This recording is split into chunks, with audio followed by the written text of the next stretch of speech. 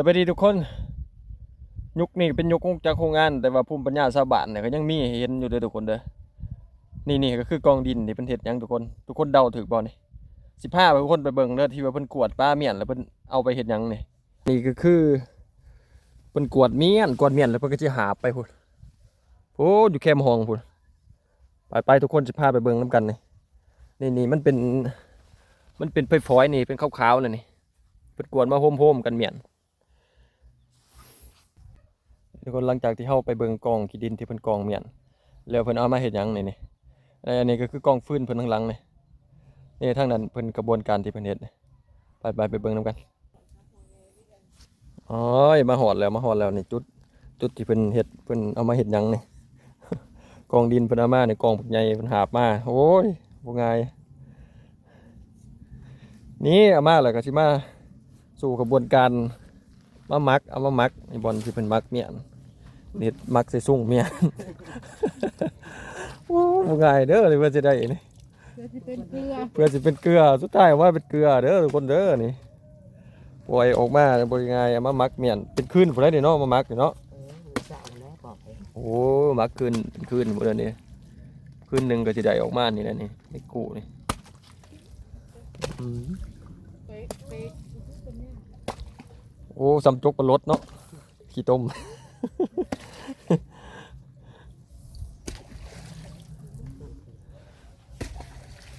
เด้อขั้นตอนเพิ่นอีทเพิ่นเอามาเพิ่นก็มาเฮ็ดเป็นหางเป็นซุ่งเหลี่ยมเพิ่นก็เอาซุ่งมาลงนี่เอาซุ่งมาลงก็เอาขี้ต้มมาโอบเฮ็ดเป็นล้านนะบ่ให้เพื่อบ่ให้น้ำย่อยออกมาแล้วก็สิมีเครื่องกันเครื่องกรองพร้อมได้นี่ทั้งลุมก็สิเป็นขี้เพื่องเพิ่นเอามากรองเมียนกรองเพื่อให้น้ำลงมานี่บ่ให้ขี้ดินลงมาเอาแต่น้ำกรองเอาแต่น้ำลงมาหลังจากที่เพิ่นกรองเอาแต่น้ำลงมาแล้วก็เพิ่นก็สิมาต้มได้บัดนี้กระบวนการหลายขั้นหลายตอนเติบก็สิมาต้มแล้วก็ได้เป็นเกลือนี่ได้เกลือฝนปุกบกครับนี่ โอ้นี่แหละทุกคนอันนี้ก็คือภูมิปัญญาชาวบ้านที่เขาเฮ็ดกันมาสืบต่อมาหลายๆยุคคนเลยมาเฮ็ดมา เพื่อสิได้เกลือมากินเกลือนี่เฮ็ดปลาแดกนี่แซ่บทุกคนเลยเกลือเฮ็ดนี่เป็นเกลือซุปเกลือนี่ตำปลาแดกบ่มีเปื่อยตำปลาแดกกับบ่เปื่อยถ้าผู้ญาติเทียบใส่เกลือโรงงานเฮ็ดบ่จักเป็นปลาแดกเกลือบ้านเฮาเกลือเฮ็ดจากธรรมชาตินี่มันสิอันนั้นกว่ามีคุณภาพดีกว่าเฮ็ดกินก็แซ่บเฮ็ดปลาแดกก็บ่มีเน่าบ่มีเปื่อยอีกเฮ็ดปลาแดกแข็งคักปานหยังต้มนี่ก็บ่ได้พอกันเด้อแต่ละปีไปที่เพิ่นเฮ็ดไว้ลูกค้าเพิ่นหลายลูกค้ามาซื้อเกลืออันนี้แหละทุกคนคือ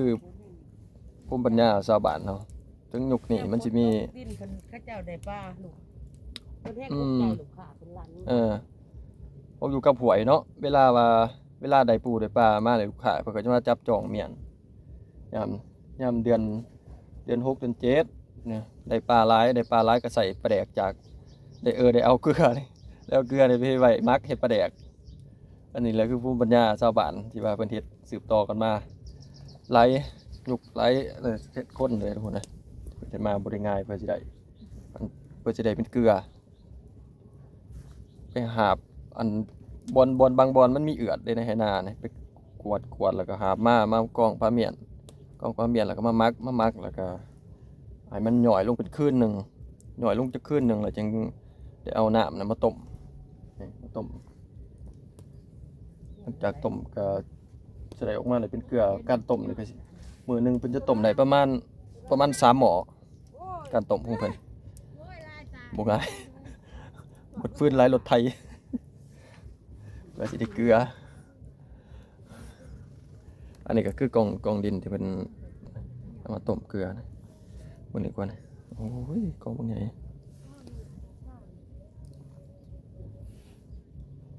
หลายขั้นหลายตอนพอสมควรทุกคนเอ้ย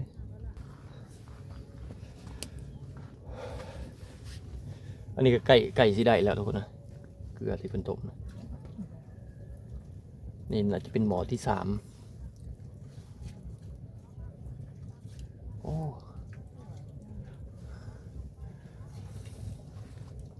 เบิ่งเด้อสิกดให้ทุกคนเบิ่งเห็นไหมอันนี้เฮาตักเบิ่งได้เนาะ โอ้ย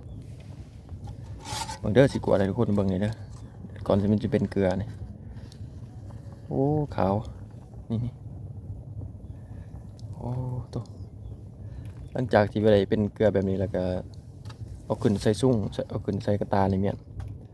ขึ้นใส่กระตาเมียนเพื่อให้เสด็จน้ำหลังจากนั้นก็เอาไปขายได้ทุกคนนะนี่แหละก็คือกระบวนการต้มอันนี้ก็คือน้ำที่เป็นกรองมาเมียนกรองมาแล้วก็มาใส่นี่แหละเอามาใส่หม้อฟดด้วยนี่ใช้เวลาการต้มก็สิหลายชั่วโมงเพราะว่ามื้อหนึงเป็นต้มได้3หม้อโอ้ก็สิต้มอยู่ประมาณ2-3 ชั่วโมงมาได้เพื่อสิได้หม้อหนึงก็ดนพอสมควรได้ใช้เวลาในการต้มด้วยโอ้ง่ายเพื่อสิได้เกลือนี่คือภูมิปัญญาชาวบ้านทุกคนน้อยอ่อนนิดนึงอันนี้ก็เป็นน้ำเพราะว่าการต้มเกลือเนี่ยมันจะต้มได้เป็นฤดูเดียวเลยการต้มเกลือก็คือเดือน1 5 เดือน2 ปีหนึ่งเพื่อจะต้มอยู่เทื่อหนึ่งต้มเกลือใส่เวลาต้มอยู่อันระยะเดือนหนึ่งกับเกือบเบิดแหละเบิดกีท่าเลยเบิดบอลที่ว่ามันเป็นเอือดเบิดบอลเป็นเอือดกับเบิดแหละเดี๋ยวทุกคนก็คือกระบวนการต้มเกลือภูมิปัญญาชาวบ้านที่ยังบ่จางบ่หายไปยุคที่มียุคจากโรงงานแต่ว่าภูมิปัญญาชาวบ้านของเราก็ยังมีอยู่ทุกคนอ่ะทีนี้ก็ขอจบทำนี้แล้วทุกคนบายน่าเจอกันใหม่ทุกคน